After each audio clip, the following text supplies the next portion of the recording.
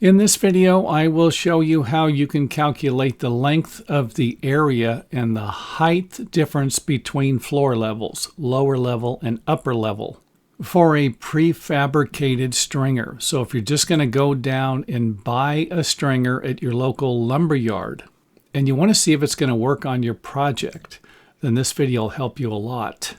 And I don't really recommend using prefabricated stringers because most of the time you would actually have to build the deck or landing floor, whatever you're going to be connecting the stairs to a particular height. And that usually doesn't work out. Usually we're dealing with a floor level or a deck level that either cannot be modified or cannot be modified by very much. And this should give you a pretty good idea what I'm talking about. You have an existing building with an existing floor height that your stairs are going to be connecting to, or you have a deck or another landing or another floor, and you're not going to be able to raise or lower this very much to make it work for a particular dimension that would allow you to use the prefabricated stairs.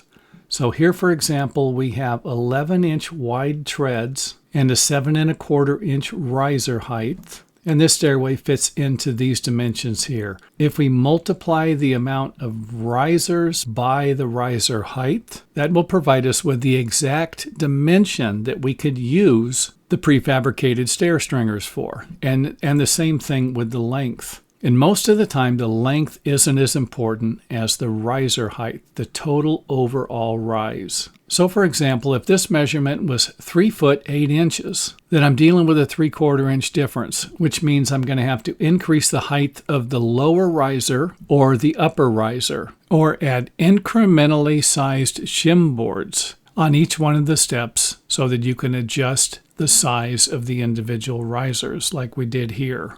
So if you have a prefabricated stringer, just simply measure each one of the riser heights and then multiply it by the amount of risers, and then do the same thing with the treads. And if you're off by more than an inch, I would just suggest making your own stringers.